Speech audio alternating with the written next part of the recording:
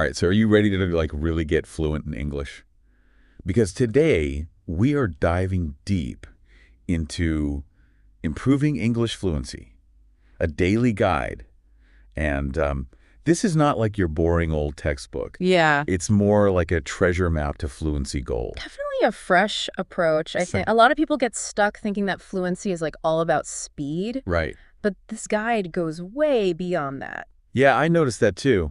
It really focuses on how accurately and clearly and naturally you can like express yourself. It's not just about how fast you can like spit out the words. Right. It's more like, when you listen to a great piece of music, it's not just about hitting all the notes really fast. Right, exactly. It's about like the rhythm and the feeling and the whole experience. Yeah, exactly. This guide really stresses that fluency is a skill that you develop over time with practice. Right. It's not like a race to the finish line. Yeah. It's a journey, and consistent effort is key. Which I think is really encouraging for anyone who's learning English. Yeah. Because you don't have to be perfect overnight. It's all about like, small steps and making progress. Exactly. Now, speaking of small steps, this guide has some really fun and surprising tips. It does. Like, who knew that labeling household items in English could actually help you become more fluent? Right. It seems so simple, but it's all about immersing yourself in the language. Right. The more you interact with English in your daily life, the more natural it'll start to feel. It's like tricking your brain into learning. Exactly. Which is awesome. Yeah. And they even recommend thinking in English throughout the day.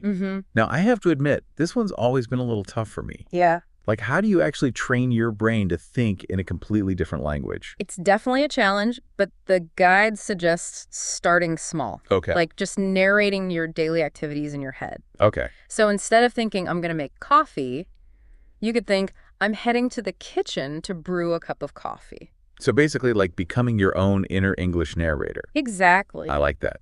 Have you ever tried this yourself? Oh, yeah, definitely. I've found it to be really helpful. It's kind of like working out a muscle.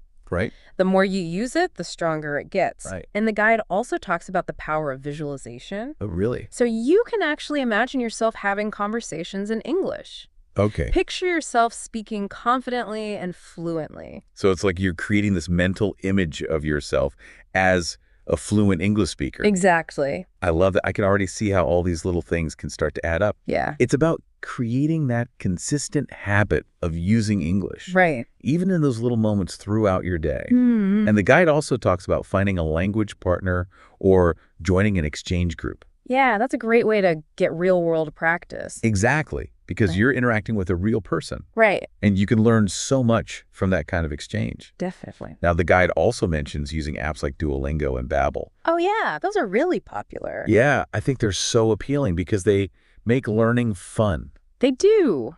They gamify the process. Exactly. And you can go at your own pace. It's like leveling up in a video game. Right. But, this guide isn't all about high-tech solutions. Right. It also recommends good old-fashioned journaling in English, which I thought was kind of interesting because, it's such a solitary activity. Right. So how does that help with fluency? Well, journaling allows you to express yourself freely without the pressure of an audience. I see. You can practice writing and experimenting with different vocabulary and grammar structures. It's like your own little language playground. Exactly. And nobody has to see it but you. That's right. So you're free to make mistakes. Right. Which is really important when you're learning. Definitely. And it's not just about writing. This guide really emphasizes the importance of making English a part of your everyday life. It's about creating that consistent habit, even if it's just for a few minutes each day. Right. Small steps lead to big results. Absolutely. Now, I know life can get busy. Oh, yeah. So how do you recommend people approach this, especially when they feel like they don't have a lot of time? The guide actually gives some great tips for that.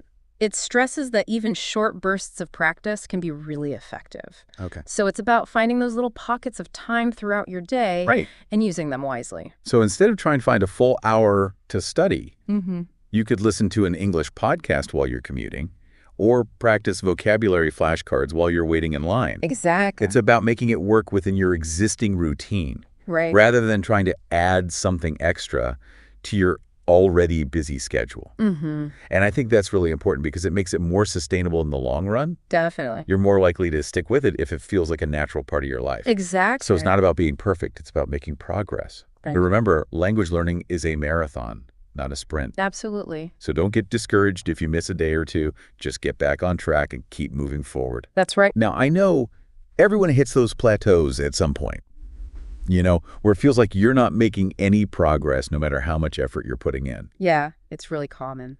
So how does this guide address those moments of frustration? Well, it encourages us to look at the bigger picture. Okay. And remember that fluency is a multifaceted skill. So it's not just about vocabulary or grammar. Yeah. It's about all those different elements working together. Exactly. And when you hit a plateau, it might be a sign that you need to shift your focus or try something new. Right. Maybe you've been neglecting your listening skills, or you haven't challenged yourself with more complex texts.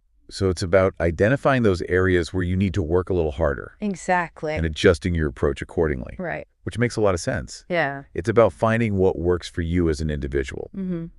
Now, for those who are ready to take their fluency to the next level, Yeah. to really refine their skills and sound more like a native speaker, Mm-hmm. what does this guide offer for those more advanced learners?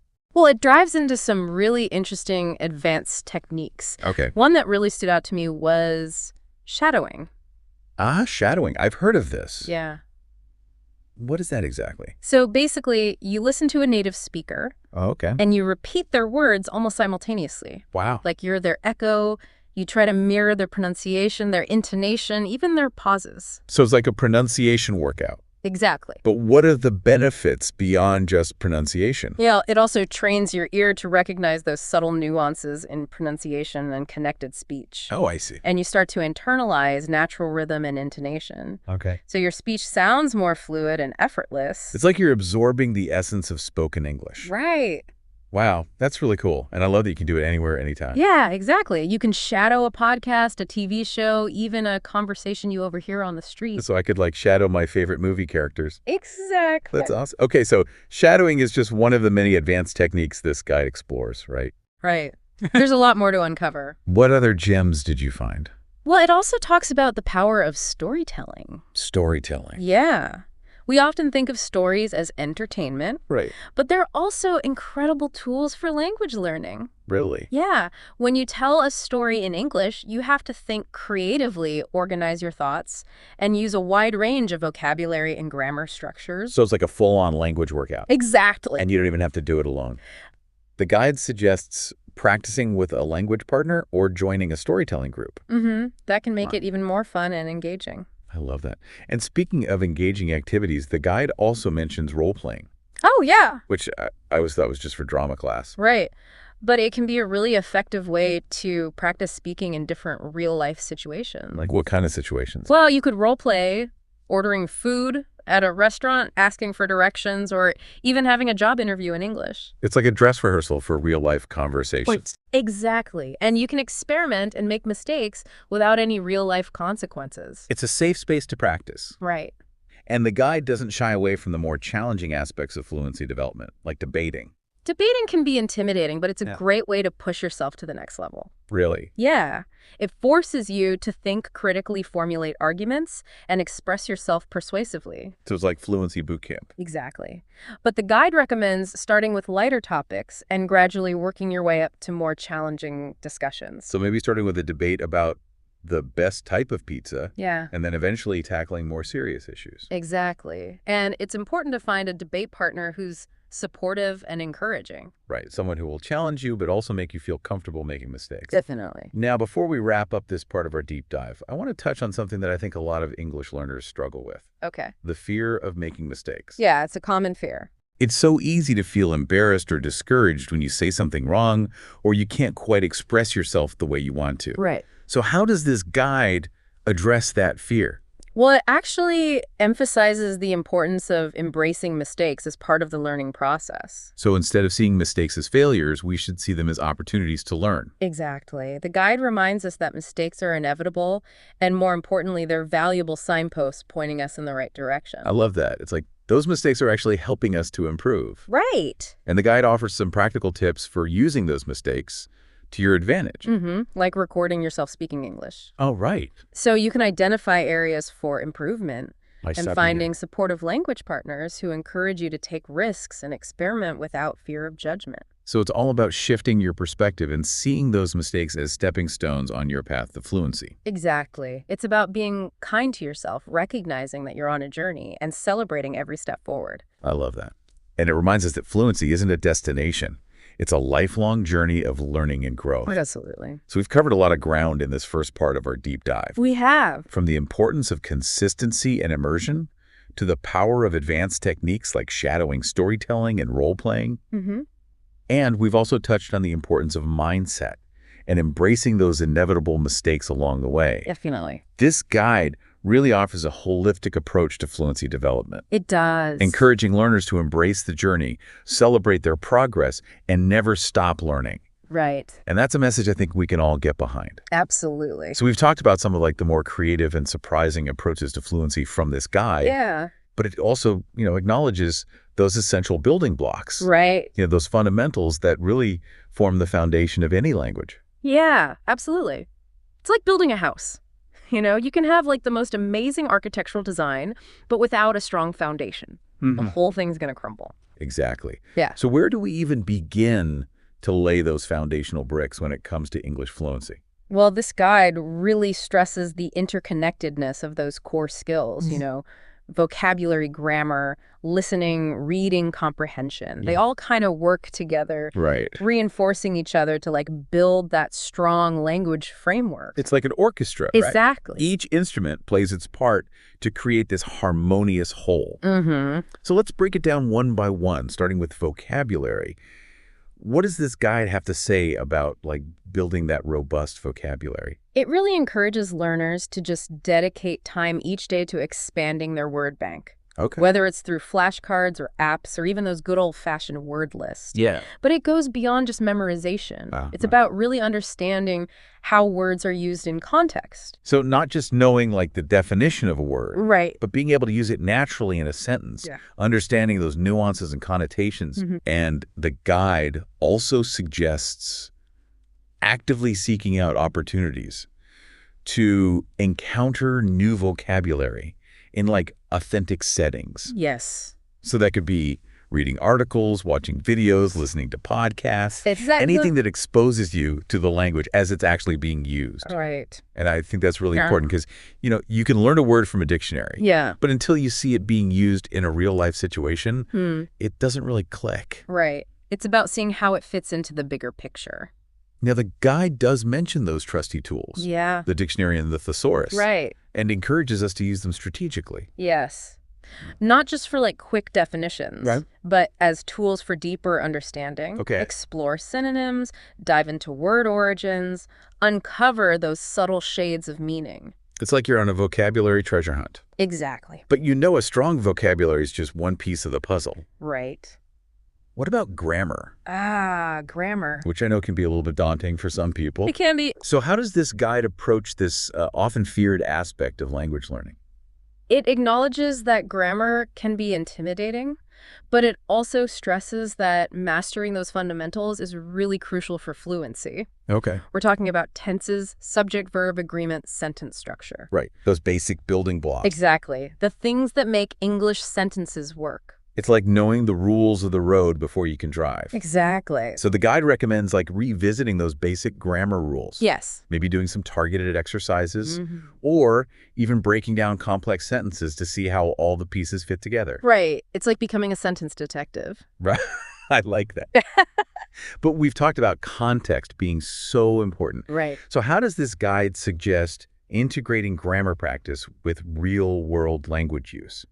It encourages learners to pay attention to grammar as they encounter it in authentic settings. Okay. So in books, articles, conversations, and to really analyze how it's being used. So it's about seeing grammar in action, not just in isolation. Yeah. Now, beyond grammar and vocabulary, we have listening comprehension. Yeah. Because it's one thing to know the words and the rules, Right. but it's another thing entirely to understand them when they're spoken at a natural pace. Absolutely.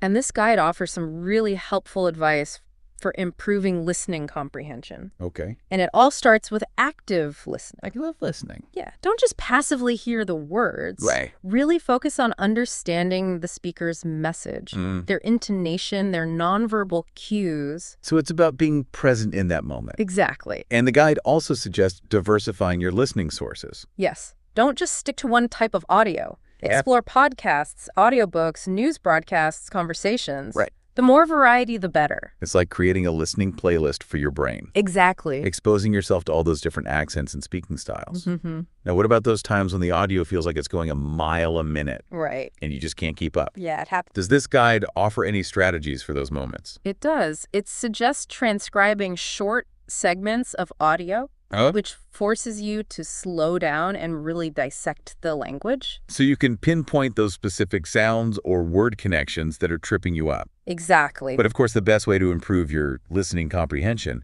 is to immerse yourself in authentic spoken English. Absolutely.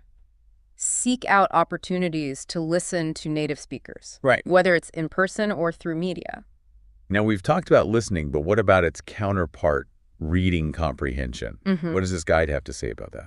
Well, it encourages reading extensively and widely. Okay. Books, articles, newspapers, online content, the more diverse, the better. So basically read anything and everything. Exactly. But it also emphasizes the importance of reading at your level. Yes. Don't overwhelm yourself with texts that are too complex. Right. Start with something challenging yet manageable and gradually increase the difficulty as your skills improve. And I remember doing this a lot in school, but the guide also encourages reading aloud. Oh, yes. Reading aloud can be really beneficial. Yeah, I can see how it could help with pronunciation. Exactly. And it also engages multiple senses. Right. So it helps you internalize the rhythm and flow of the language. Yeah, it can also deepen your understanding of the text, right? Yeah, absolutely. Yeah. When you read aloud, you're forced to slow down. Right. Pay attention to each word and process the information more deeply. And the guide reminds us that reading comprehension isn't just about passively absorbing information. Right. It's about actively engaging with the text. Exactly. Summarizing what you've read, analyzing it, extracting those key ideas, and connecting them to your own knowledge and experiences. It's about making those connections, building a web of understanding. Now, I know life can get pretty hectic. Oh, yeah. And it can be tough to find the time and energy for all this language practice. It can be. So how does this guide address that very real challenge? Well, it acknowledges that time constraints are a reality for many learners. Right. And it emphasizes that even short bursts of practice can be effective. It's about finding those little pockets of time throughout your day and using them wisely. So instead of trying to block out an hour for studying, Right. you could listen to an English podcast on your commute or practice vocabulary flashcards while you're waiting for your coffee. Exactly. It's about making those small moments count. It's about integrating English into your existing routine Right. rather than trying to add something extra to your already full plate. And the guide also stresses the importance of being flexible. Yes. You know, if your schedule changes, adjust your approach. There's no one-size-fits-all solution. It's about finding what works for you and making it sustainable. Exactly. But even with the best of intentions, it's easy to lose motivation It is. or feel overwhelmed. Yeah. So what are some tips for staying on track and maintaining that momentum? Well, the guide talks about the importance of goal setting and progress tracking. Okay. It encourages learners to set SMART goals. SMART goals. Yes. Specific, measurable, achievable, relevant, and time-bound. So instead of just saying, I want to improve my English, Right. you would set a more specific goal, like, I want to learn 10 new words this week. Exactly. And then you track your progress. Okay. Note your achievements and identify those areas where you need to focus your efforts. It's like having a roadmap for your language learning journey. Exactly. Now, we all hit those plateaus, where it feels like you're not making any progress, Yeah, those can be frustrating. despite all your efforts. Yeah. So how does this guide address those moments? Well, it encourages us to not give up Okay. and to view those plateaus as opportunities to reassess our learning methods. Okay. Maybe it's time to try a new approach. Right. Find a new language partner or explore a different learning resource. It's about shaking things up, Exactly. injecting some new energy into your routine. Now, beyond those practical challenges, there are also those deeper ones. Yeah. Like the fear of making mistakes, the lack of confidence, the feeling that will never really sound like a native speaker. Right. Those are very real struggles. So how does this guide tackle those more emotional hurdles? I think that's one of the guide's greatest strengths. Okay. It recognizes that language learning isn't just about acquiring knowledge and skills. Right. It's also about developing a positive mindset Mm. and believing in your ability to succeed. So it's about fostering that inner confidence. Exactly. That feeling of, I can do this. And that's something that you develop over time, right? Absolutely. It's not something you're born with. It's about practice, perseverance, Mm. and most importantly, self-compassion. Yes. Being kind to yourself, Mm. recognizing that you're on a journey, and celebrating every step forward. I love that. And this guide really reminds us that fluency isn't a destination. Right. It's a lifelong journey of learning, growth, and discovery. Exactly. So we've explored those foundational building blocks of fluency. Mm. We've delved into some of those challenges and mindset shifts that can help learners along the way. Yeah. And in the final part of our deep dive, we'll explore those advanced techniques that can really take your fluency to that next level, Right. help you refine your skills, and sound even more like a native speaker. Mm. All right, so we've covered those essential building blocks, the strategies for overcoming common challenges. Mm-hmm. But before we wrap up, I want to dive into those subtle nuances. Okay. Those little things that can really make a difference in how natural and fluent you sound. Yeah, sometimes it's the small things that have the biggest impact. So let's unlock those fluency secrets. Yeah. What are some of those hidden gems from the guide? Well, one that stands out to me is idioms and phrasal verbs. Oh, yeah? They're like the spice rack of English. That? They add flavor and personality to your speech. So instead of saying, I'm very happy, you might say, I'm over the moon. Exactly. Or instead of, I'm very tired, you could say, I'm completely knackered. Right. Those are good ones. They add color and vibrancy to your English. Yeah, and I think they can be a little tricky to master. They can be. But this guide really encourages us to embrace them gradually and start with those that are commonly used. Right. Focus on the ones you'll actually use in conversations. Exactly. And speaking of sounding more natural, there's that whole thing about connected speech. Oh, yeah. You know how native speakers tend to blend words together? Mm-hmm. It can be tough for non-native speakers to understand. Yeah, it's like those words are doing a little dance. Right. Blurring the lines between them. So what does this guide have to say about that? It encourages us to pay attention to those patterns, Okay. to practice them, and even try to mimic them. Okay, so really listen to how those words are flowing together. Exactly. And it's not just about understanding, it's about incorporating it into your own speech. It's like you're learning the secret handshake of fluency. Right. It Yeah. adds that extra layer of authenticity. But connected speech can be so subtle. It can be. Yeah. So how can learners even begin to approach this? Well, the guide recommends listening closely to native speakers Okay. and paying attention to how they link words together. Right. And then you can even exaggerate those connections in your own practice. Oh, that's a good tip. Yeah, it's like a pronunciation game. Right. You're stretching those sounds and playing with the way words flow together. I love that. So we're really uncovering all those hidden fluency secrets, We are. those little details that can really elevate your English. It all comes back to that core message of consistency. Right. It's those small but consistent efforts that add up over time. Absolutely. So to our listeners out there, what's one thing you're going to commit to doing today to really boost your English fluency? Yeah. What resonated with you? Maybe you'll try labeling your house in English. Or narrate your day like a sports commentator. Oh, I like that one. Or even shadow your favorite TV show character. Yeah, there are so many fun and creative ways to practice. Exactly. Share your thoughts with us on social media. We'd love to hear what you're doing. And remember, fluency is a journey, not a destination. So embrace the process, celebrate your progress, and never stop learning. That's great advice. Thanks for joining us on this deep dive. My pleasure.